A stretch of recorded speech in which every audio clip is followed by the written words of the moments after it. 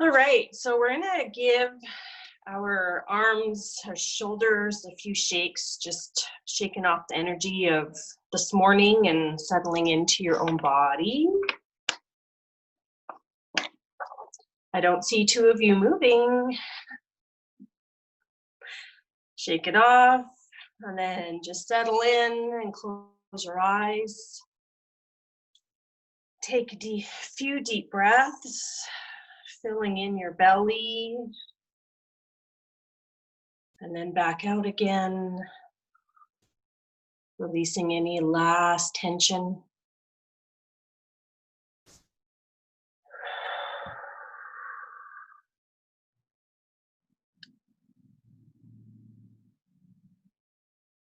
And a few more breaths.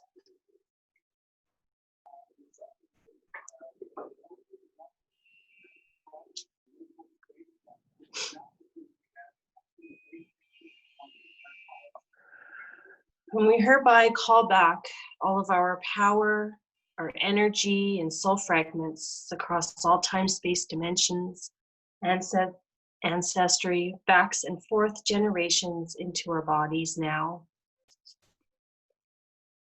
And just feel all these pieces of you coming back into your heart.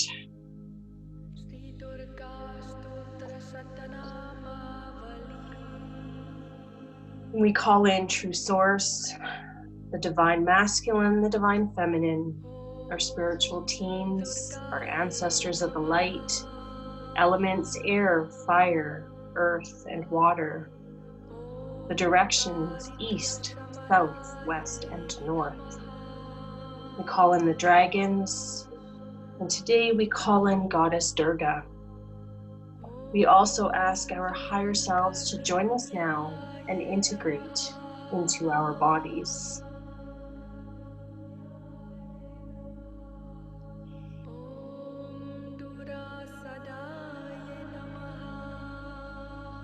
Mother Earth, we ask for your permission to connect with your energy. When you hear a yes, imagine roots growing from the bottom of your feet or from your tailbone into the soil and growing deeper through stones, rocks, sediment, past underground rivers and lakes, deeper and deeper, till you come to the center of Mother Earth. Feel the energy here. Feel the love. You look forward and see a huge crystalline core radiating energy. It's a beautiful rose-colored light. Walk over to it and put your hands on it and feel it.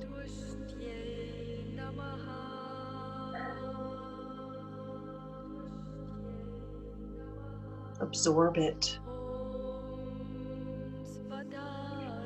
Now see your roots growing around this crystal, anchoring you to this world, grounding you.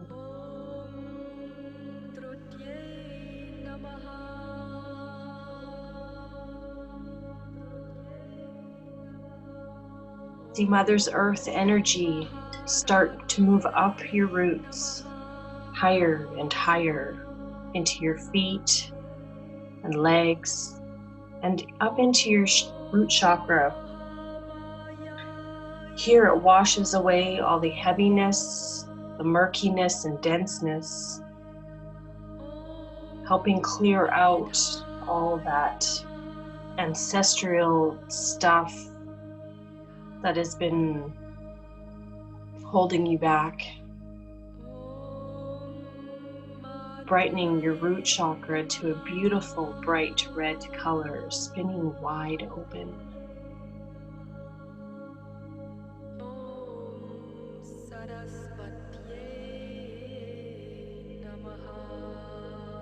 Now Mother Earth's energy now travels up to your sacral chakra, and here it cleans and brightens as well, clearing out old womb space energy that isn't for your highest and best good.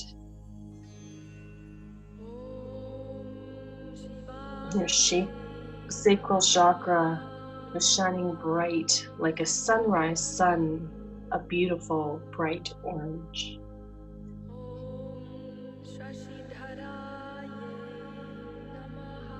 Mother Earth's energy moves up again into your solar plexus, clearing away any heaviness and darkness, any feelings of helplessness and lack of power.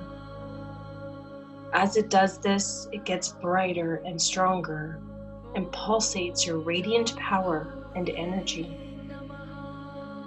Your solar plexus chakra is now a bright yellow, just like the sun in midday.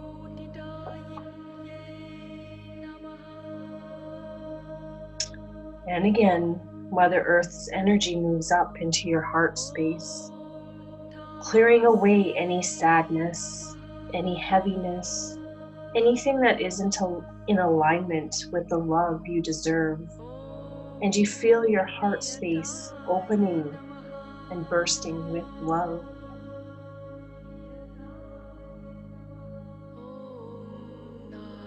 Your heart chakra is now a beautiful emerald green.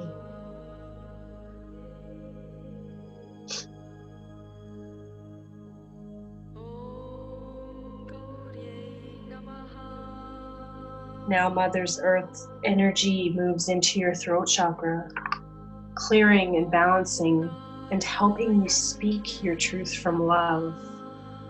It washes away all the times you couldn't speak, when you couldn't get the right words out. It just felt like you had to bite your tongue.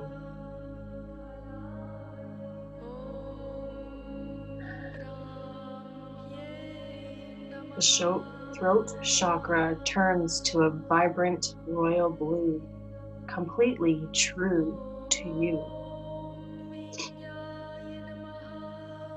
And up moves Mother Earth's energy again into your third eye, opening your third eye gently so that you may see and trust your intuition, clearing away any darkness, murkiness, so that the vision is clear. And now is a beautiful indigo color.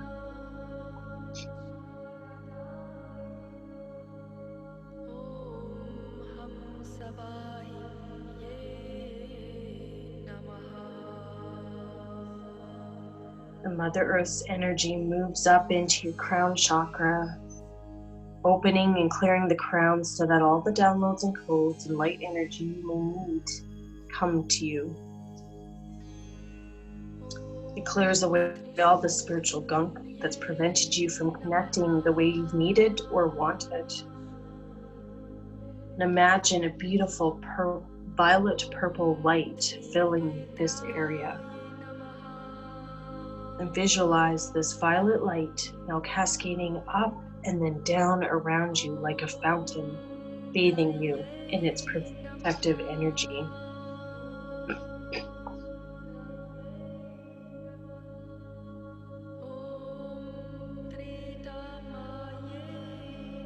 Now imagine yourself sitting in a garden. This is Durga's garden. You are surrounded by wild flowers and towering mountains, and you're sitting on the rim of her fountain. You see her approach you riding a tiger, her long dark hair streaming over her shoulders. She wears a golden crown, necklaces, rings, and bracelets, and has a scarlet silk sari. You see her magnificent arms, strong and carrying weapons, bow, sword, trident, mace, discus, and she also carries a lotus. You bow to her as she nods her head in acknowledgement. She gestures for you to come into the water with her. And she starts talking about the water and that the life is about balance and that we all know water's current can destroy. It's also about being grounded, steadfast in the flow, but also the ability to go with the flow. Ask her to help you know the difference when to hold on and when to let go. She says, when you can feel the ground beneath you begin to shift, it's time to just go with it.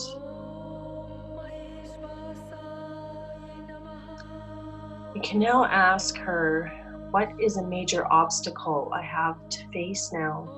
What do I need to let go of? What should I be paying more attention to? You can also ask her for guidance in a decision or for strength to stand up for something you know is right. And imagine your question or questions coming from your heart. And I want you to open your eyes and take your journal, and for a few moments, I want you to write. Let it come naturally without thought. And keep writing till you have to say no more. And then when you're done, look over what you have written and then close your eyes again.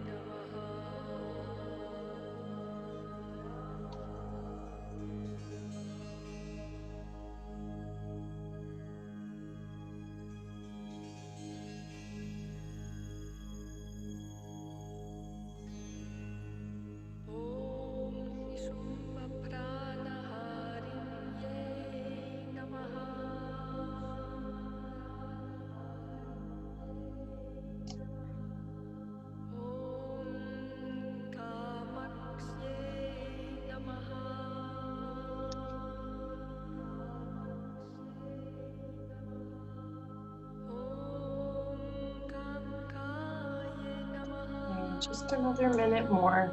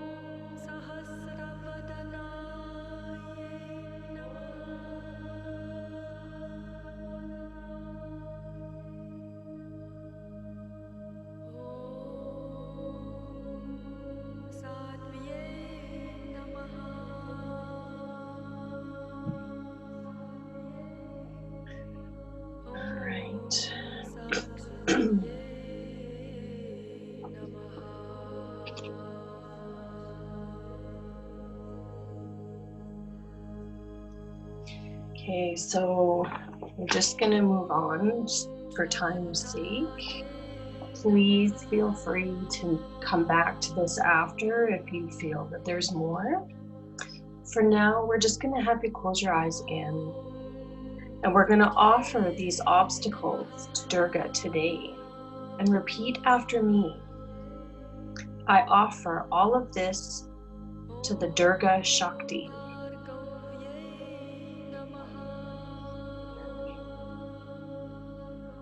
Asking that your grace dissolve all obstacles.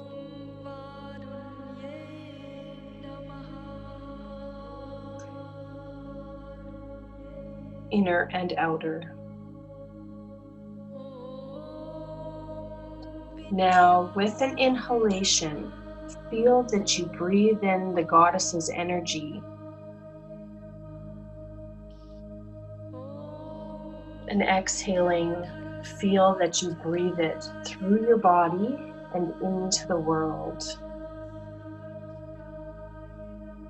And we'll take a few moments.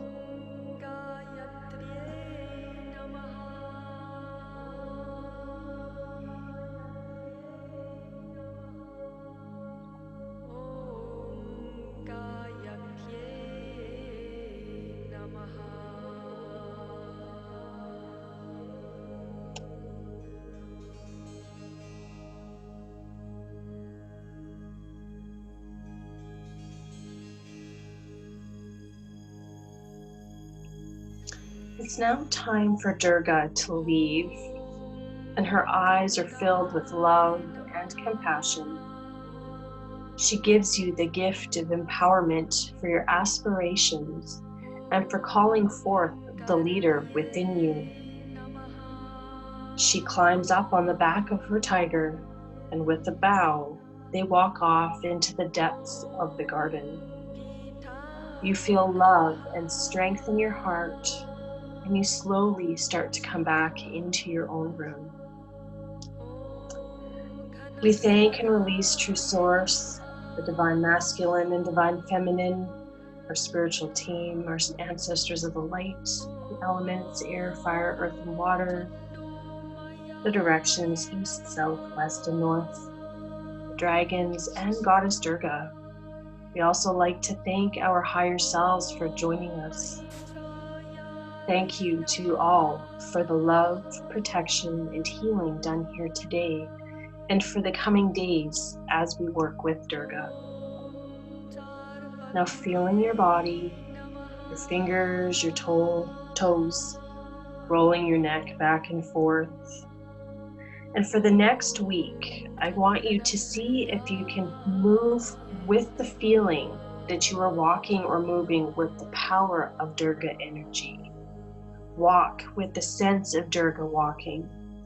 Speak with the sense of Durga's power coming through your words. And notice how you feel when you let yourself be filled by the energy of Durga. And when you're ready, open your eyes. And then you can bring your hands to heart center. It's Om Doom Durgaye Namaha. So take a deep breath in. Full emptying on the exhale. Another deep inhale in. At the top of your inhale, we chant Om Doom Durgaye Namaha.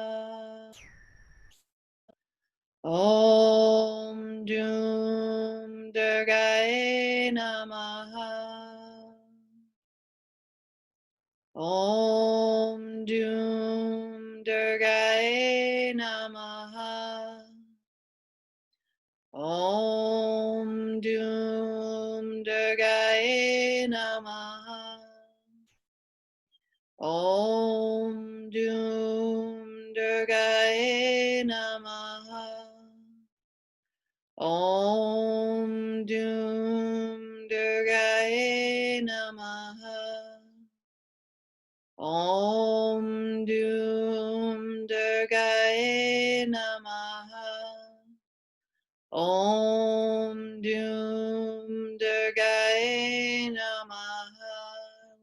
one. Om Doom Durgaye Namaha.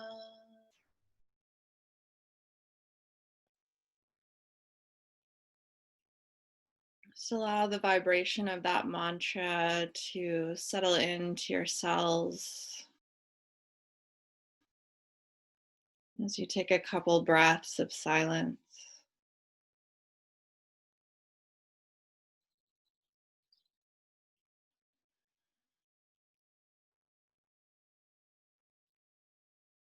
You can rub your hands together, creating some heat in the palms. Cupping your hands over your eyes, feeling the warmth going in there. Maybe massaging your face.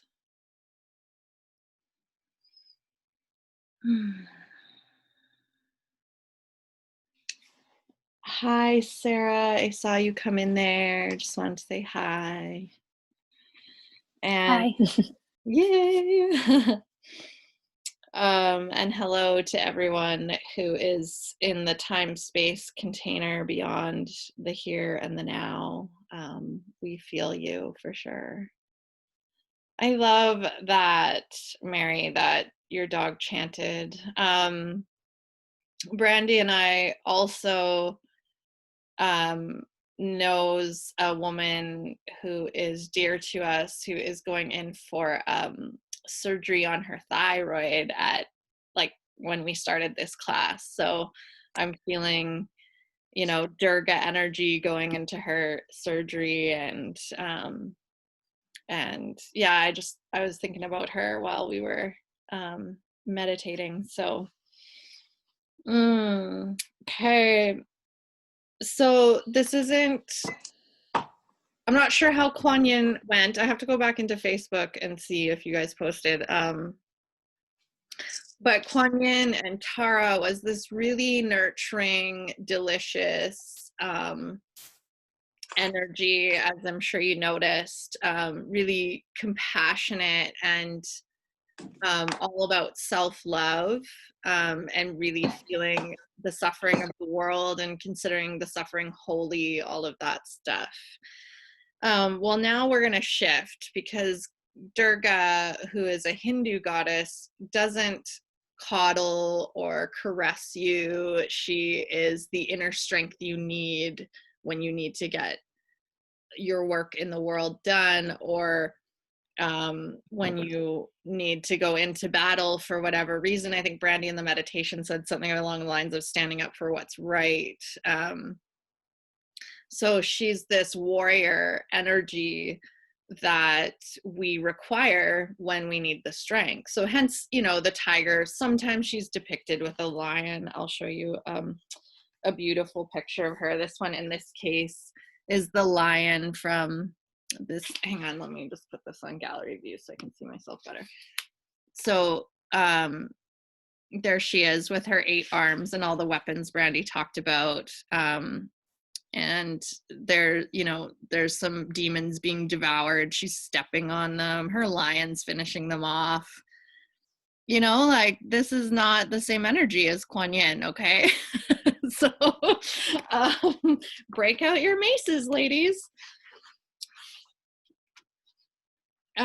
Yeah, so there's this, the 17th century, Sally Kempton says this, the 17th century freedom fighter Shivaji, whose bands of Maratha warriors drove the Mughals out of their home territory in Western India, claimed to have received their sword from Durga. So she's especially available if you're trying to right a wrong. And she's a cosmic queen of, and a world protectress, and she's the protectress of her world. So it's basically, I feel her fortress energy, if that makes sense. Like, I feel really protected when I call on her. When, I don't know about you guys, but have you seen the injustices in the world this week? Anyone? Like the cop who killed, you know, the It's black man. crazy out there. Yeah, the cop who killed the black man in the state, and you're going like, what century is this? Like, this is Durga energy. This is when we call on her and we like say to her, you have to help us fix this. You know, like we can't go to that state and protest right now. You know what I'm saying? So like we need divine energy to help whatever the heck is going on in this world right now. So she's a good one to call on those type of things, like when you see injustices on the global level and you're just sitting in your own house so frustrated because you feel so helpless. Call on her. That's the best thing you could do. And some of us have a Durga personality. I definitely feel that I carry a bit of a Durga archetype. So that's sort of like I love to rally people and like have that like warrior cry and I so I feel this inner Durga, and you might have it too. You know, you might have that like like let's do this. She'll also naturally create zones of protection around the people in her life as a Durga archetype. So if that resonates with you, I think, you know, Sarah Gibson, I'm going to point her out because she's a Leo. So Leos have the lion, and they are the most fierce mamas on the planet. So they like, when a Leo has kids, typically, if we're talking very typical astrology, they're going to be fiercely protective of their young. Sarah, does that resonate? Totally. Yeah. And you don't have to be a Leo. I just like it because she's pictured with the lion, right? But you don't have to be a Leo to feel fiercely protective over your children, right, Brandy? I know you're one of them. I'm definitely one of them. Yeah, so you have the Durga energy without having a Leo archetype. But yeah, and she's the mother who manages to cook the 5-course meal and running a business and like those 8 arms, you know, like that's why she's so lucky. She's got the 8 arms to do all the things. And as sort of a parent, and I mean, if you're not a parent, that's okay. It's just sort of, they have more of this, like, they don't coddle. They are like, pull up your socks, like, get this done. You can do this. Like, that's the kind of parent they are. They're not like, oh, like, you know, and you might feel like that towards yourself. Like, I don't know if you're like, you know, come on, Sam, like, we gotta pull your socks up. We're getting this done, you know, like, yeah. So there's this beautiful myth around Durga that makes me cry. I think I've read it about 800 times, so I think I could probably get through it without crying this time. And it's a bit of a long one, but so worth you hearing this. And it comes from the Devi Mahatmya. This is where you'll meet Kali as well. So the Devi Mahatmya as a text, it's translated as the triumph of the goddess. And it's a medieval song cycle about Durga that's recited all over India. So in that Devi Mahatmya, we're reminded again and again that the goddess shows up when our world is in need of protection. Anyone think the world is not in need of protection right now? I didn't think so. So, so Durga is here, okay? And she invites you to turn to her in a crisis. So, I mean, I hope there is, Mary, I don't think Kali typically has 8 arms, but we can check it out. We could check out depictions of her. But if she does, obviously that's a fist pump to Durga, which is an aspect, right? Kali's an aspect of her for sure. So she invites you to turn to her in crisis. Not that I'm wishing that upon you, but she promises to move mountains and to rescue you from every form of evil, including the evil you create on yourself. How many of us get in our own way? Yeah, right? All of us. There's those obstacles again. So the Devi Mahatmya revolves around 3 encounters. including 2 battles with demonic forces. So listen up. We have the demon brothers Asuras named Shumba and Nishamba.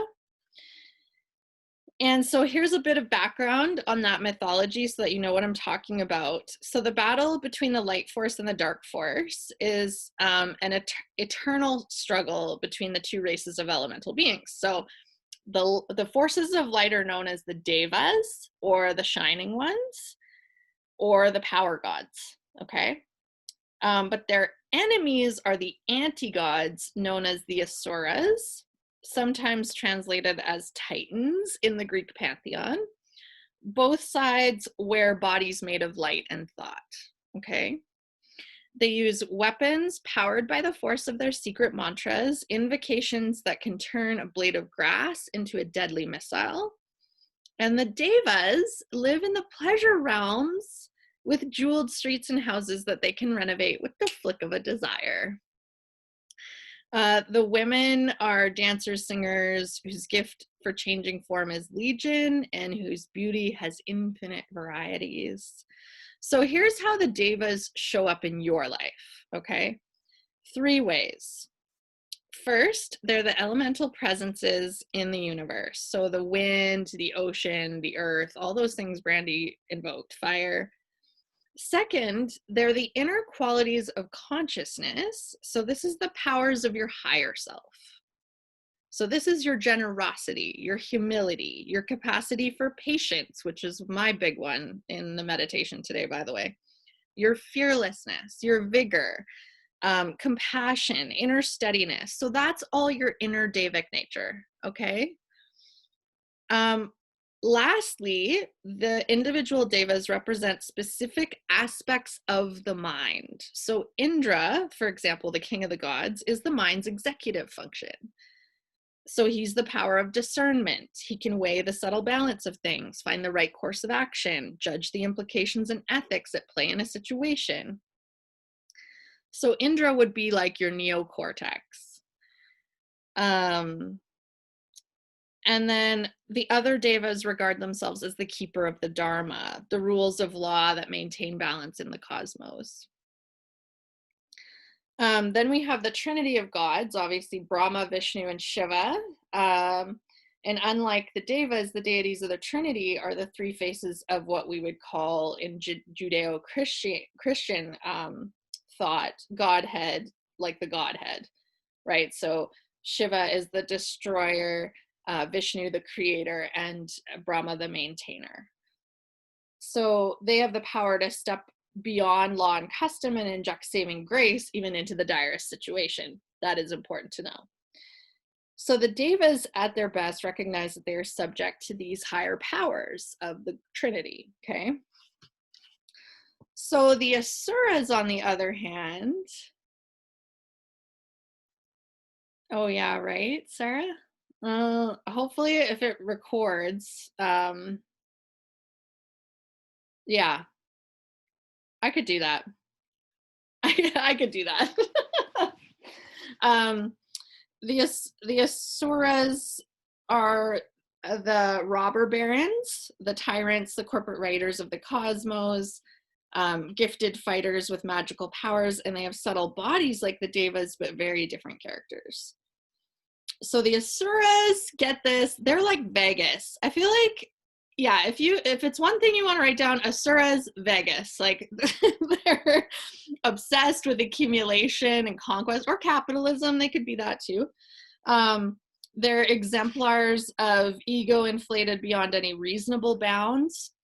Their offspring rule our contemporary global culture as kleptocratic dictators, corrupt corporate actors, terrorists, financial manipulators with armies of lobbyists, and big checks.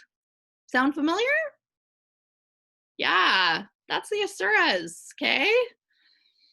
So just as we hold Devic energy in ourselves, that's the higher self. And again, I'm going to go back to Mary always saying, like, she calls her higher self to merge with her every morning.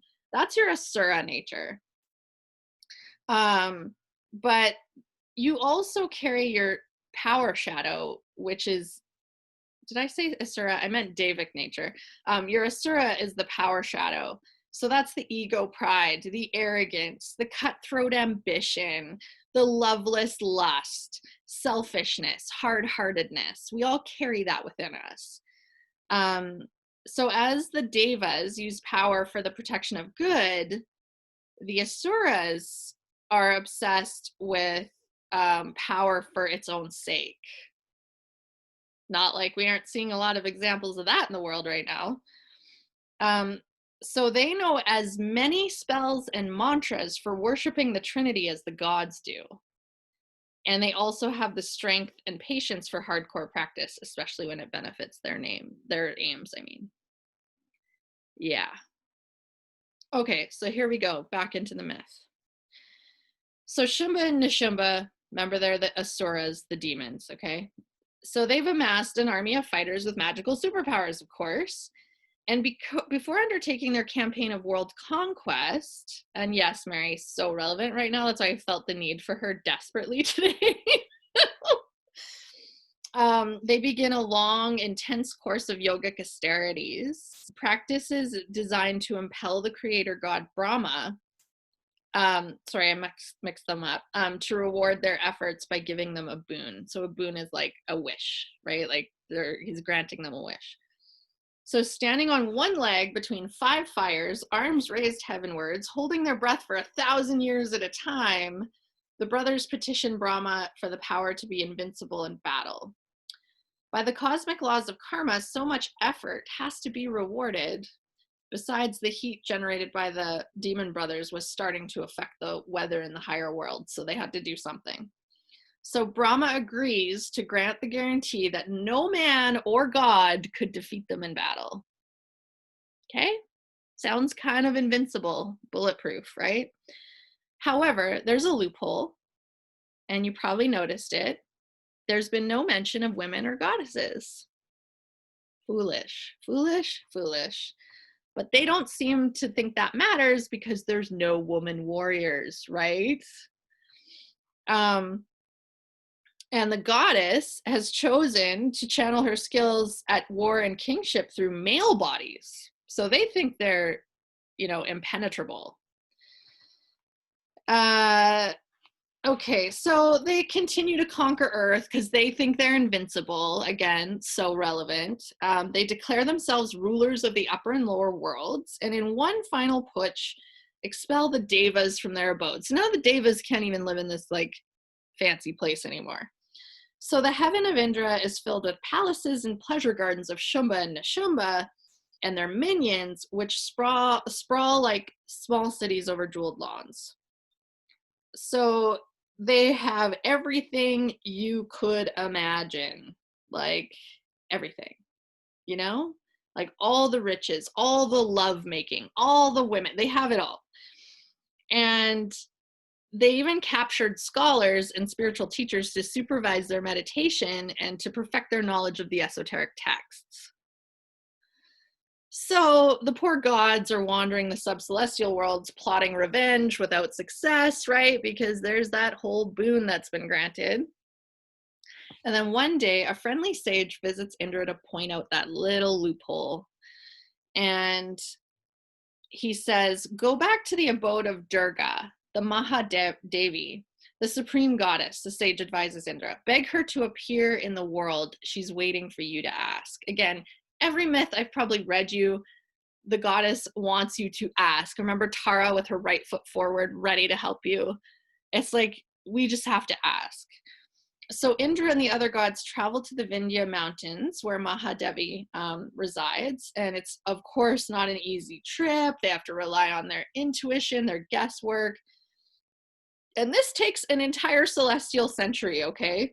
20,000 years in human time for the gods to petition her. So they sing her praises, and they're praying and they're contemplating their own hubris and forgetfulness, and why did we think we were in charge? You're in charge. And they invent new hymns and they address her as sovereign, as queen, as mother. They're telling her we're bad sons, like we're so sorry. And they're reminding her that they're her children and she needs to help them.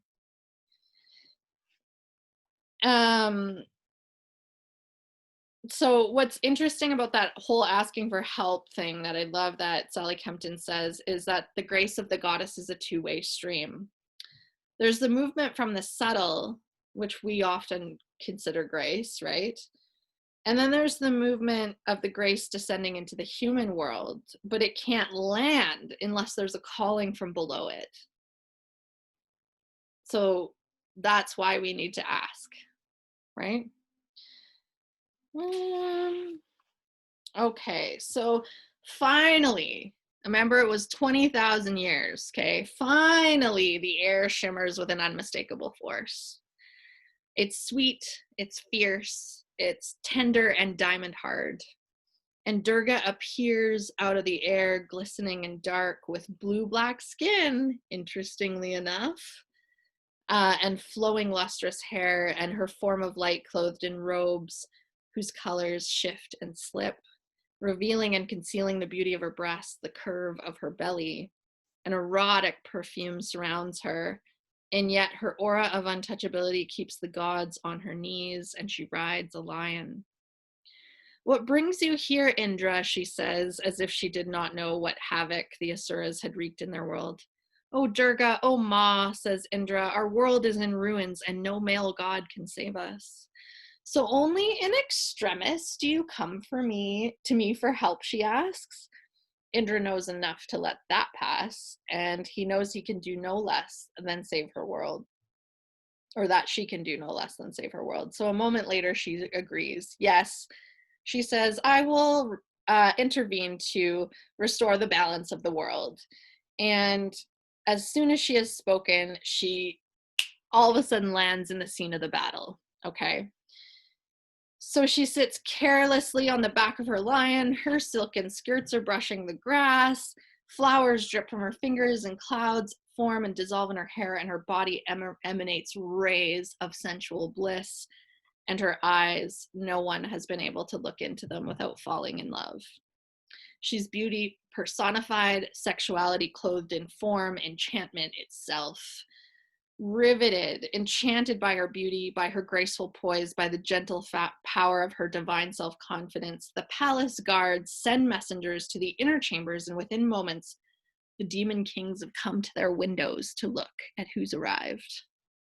They're connoisseurs of feminine beauty, remember, and they've never seen a woman like this before. So they want her, and why wouldn't they? And so the palace majordomo saunters out to the garden and salutes Durga with only the slightest hint of menace.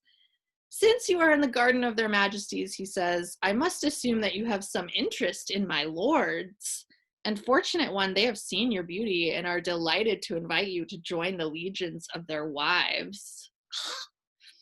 The goddess looks demurely at the ground. Indeed, she says, I have longed to know the Asura kings, but there is one difficulty. I am the daughter of a warrior race and must marry an equal. In my girlhood, I took a silly vow that I would only marry a man strong enough to defeat me in battle. You know how girls are, full of fantasy and romantic notions. But a vow is a vow. If your masters really want me, they'll have to fight me. So he says, lady, you're either mad or suicidal, okay? No one has ever defeated his masters. And he tells her, it would break my heart to see such a delicate maiden die. What I don't get is she's on a freaking tiger. Like, I'm not sure where you got the delicate from, but, you know, they're all up in their egos, so it's okay. Nonetheless, that is my condition, says Durga, giving him such a languorous glance that the majordomo feels stirrings of lust in every part of his body. And if your masters are afraid to do battle with me themselves, I'm happy to take on their army. Very well, I will convey your message, he says, and he hurries back to the palace. And the demon kings are intrigued. The lady has spirit and equal to her allure, and they send messengers of increasingly higher rank and persuasive powers, but she doesn't back down. So Shumba gets impatient and he says, go out there and drag her in by the hair. And the captain marches forth accompanied by a small platoon. And as he approaches, the goddess says, "Why are you here? I have challenged your masters." And he said, "They don't fight women. We're here on their behalf." "So be it," she says, and a sword appears in her hand, and she points it in their direction swifter than the light, and the captain and men dissolve onto the ground in puddles of disjointed matter. And at that point, again, wisdom might suggest that there's something more going on here, but the demon kings don't seem to notice because their egos are so inflated. And so they send a larger company, and then the lion, she bids her lion to open their mouth, and the soldiers are drawn into the lion's huge jaws. So, devoured. And then the demons finally realize what they're facing in this moment, and they remember the loophole. Okay, so at least they're smart enough to remember that. So then they, under the command of the generals Chanda and Munda, they spring forth from every corner of the kingdom, converging on the slender figure in the garden. Fierce demon warriors with bared teeth and buffalo heads, creatures with teeth and fangs, lion-bodied, many-armed creatures of flesh and illusion attack the goddess. And at this, the terrifying Kali emerges from Durga's third eye. She's emaciated, she's wearing a garland of skulls, as we know, and she's roaring, and she falls upon the army. As she cuts off the heads of the generals, she offers them to Durga. If you see Kali, she's always holding a demon head by the hair, and then the battle doesn't stop. Okay, of course not. So the army of the demon general Raktabija, whose name means drop of blood, every drop of his blood has the power to turn into a clone of his magic warrior. So the more Raktabija blood drops there are, the more Raktabijas there are. So to wound him is to give birth to all these Raktabijas. And they have the same magical power. So suddenly Durga lets out this roar that shakes the heavens, and from her body emerges a host of beautiful light forms, goddesses who hold the full Shakti of the gods themselves. So they're all riding their vehicles. This is every single goddess in the Hindu pantheon. Like, we're talking Shakti, like Indra's consort. So she rides an elephant that tramples these demons underfoot. Then Saraswati comes on in her celestial swan, and she sprinkles water from a monk's bowl, and as the drops fall on their soldiers, their bodies dissolve. And then Vaishnavi, who's the consort of Vishnu, carries a mace, and she whirls with deadly accuracy and extraordinary effect. And then more terrible goddesses. So Tara, the Hindu Tara, remember how fierce she was? She flies out of her. Chinnamasta, who has no head, who I love to invoke. Bhairavi comes out, the fierce one, and along with them, Kali challenges the host of Raktabija, and her tongue licks up the blood of the soldiers. So Kali always has that like red lolling tongue, and then they can no longer be reborn, and there's no longer any blood spilled. And there's also a form of the myth where Kali's tongue comes out and it rolls and takes the whole length of the field, and like it just scoops up all these demons, and she just swallows them. It's kind of a beautiful image. And so within half an hour, I love that Hindu mythology always has the time. Like, it took like 20,000 years to get her attention, and within half an hour, everything is vanquished. Okay, there's nothing left. And so Shumba and Nishumba now have no choice. They now have to fight their own battle. How many times have you done that, where you like send out these like random armies to fight your battle, and then at the end of the day, you're sitting in meditation going, shit, like I have to fight my own battle here. So they have no choice. They have to fight her themselves. And this is the ego's last stand. So we've all been in that the tipping point of surrender, where we're just gonna hang on for one last battle cry, right? So they approach the battle with full pride in their strength, and Nishumba is the first to die, unfortunately. And now, roaring and as large as the palace itself, Shumba advances on the goddess. And he said, "You challenged my army, saying that you would fight single-handed." And his voice is so loud that he shook these hills to powder. "But look," he said, "you have helpers, and your challenge is forfeit." And she says, she roars, "Not so." And she vibrates the sky with celestial thunder. And she says, "These goddesses are parts of myself. I alone exist in the world. And what second other than me is there? And she says, "Oh, wicked one, behold these my powers entering back into me." And with that, all the goddesses come and like melt back into her form. And I love that, because you are that, and you embody the goddess, and you have all those shaktis and all those aspects, and you can bring them home. You can bring them into your Durga form, just by calling them. And now she's shining with blinding light because she's got all those aspects of her Shakti within her. And she said, "When I showed myself here in many forms, it was by means of my extraordinary power, and now I've withdrawn them and I stand utterly alone." And she says, which is the warrior's blessing. She says, "May you be resolute in combat." And her 8-armed form swells and it fills the sky, and she's twirling with one hand her great sword like a baton, and with axes and maces and spears and crossbows in all the other hands, she flies through the air, dancing between the demon kings, rising with them into the heavens, sinking below the earth, and finally they lie on the ground wounded and bleeding. "Ma," says Shumba with his dying breath, and then a smile comes over his face as the ecstasy of the goddess fills his being. And in that instant, both the demons are transfigured, dissolving into Durga's body, dying into the mystery. And when the ego dissolves, even the most demonic soul comes home, back to the heart of the mother. Don't you love that? Like, I love that so much, you know? Because it's like, how many times has your ego, like, we all put up our hands when I said how many of you have gotten in your own way.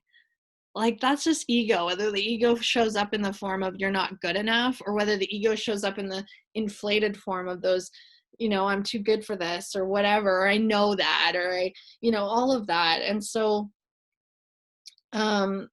she is this powerful force that can transform your ego, and she'll invite you back into her heart every single time. Yeah. So this mighty battle between Durga and the demons is that inner struggle that happens when we take on a real transformative process and practice. And I hate to tell you, but the second March hit, our whole world turned upside down, and we were forced to look at our egos, and we were forced to transform, right? And so ego seeks control. How many of you have felt in control in the last 2 months? Not me. None of you have. So the ego seeks to control, and it wants its own agenda. And we haven't been able to do that. And what a great lesson. What a great lesson to release control of people around us, release control of our bodies and our timelines and all of these things, so that, the ego was resisting, and maybe you fell into pockets of surrender where it was just okay to be here and now and not know, where you landed in this not knowing. So the energy of Shakti and Durga is to move you away from an egocentric consciousness. And so the ego has to die or dissolve into you. But the ego likes to hang on, just so you know, you probably know that. So the gods represent aspects of the self, but they also represent the higher self and the unique qualities of the essence. And the devas are love, dedication, good intention, forgiveness, and compassion when we're aligned with spirit. And Durga arrives in our inner world to strengthen these higher qualities whether for the sake of accomplishing good in the world or the progress on the spiritual path or the evolution of the collective consciousness. So we may want to take a gentler attitude toward the dark side of that myth. Most of us long ago rejected this authoritarian religion, like sin and eliminating dark forces of the self, and it's all about more integration and embodiment now. So it's dissolving those things back into yourself, if that makes sense. So Durga's role in your life this week is operating, it's sort of, yeah, it's basically like she's not going to take any prisoners. She's going to place that idea of submission, but not in the authoritarian way. This is surrender. There's a difference, And so Durga has in my life asked me to bow to her, where you just have nowhere else to go. You have no other options other than to surrender to something divine. And that's Durga. So that is maybe what she'll ask you this week. But her mantra isn't just Om Doom Durgaye Namaha. It is, yes, you can. So if any of those thoughts come up this week where you say something and it's opposite, just remind yourself that Durga is saying, yes, you can. Okay? That's your homework for this week. Yes, you can. All right. Does anyone have any questions or thoughts? And you can unmute yourself if you do. I am so glad we're working with Durga this week because I need Durga right now. I have been swampy, been super swampy. I'm ready for some like fierceness to come back in. She's gonna get you to pull up your socks. Yeah. Yeah. Thank you. It was really good. Thank you, Brandy, for your meditation. It was powerful. Yeah, thank you. And fingers crossed that it records so that you can listen to the meditation again if you want to. And I am sending you all love. If anyone has anything Bless else, you. Yeah, bless you, Mom. If anyone has anything else to say, let me know. Otherwise, I'll see you in the Facebook group, and I am sending you, 8 arms worth of hugs, etc. So thanks for showing up today, you guys. Warriors show up. That's the other thing. Warriors show up. So thank you. And even if you're watching the replay, you still showed up. You're still watching the replay. It's all good. But warriors show up. So show up to your own life. Face your ego. It's all good. We all have one. And you can. You can do it. Okay. I'll see you next week, you guys. Bye, ladies.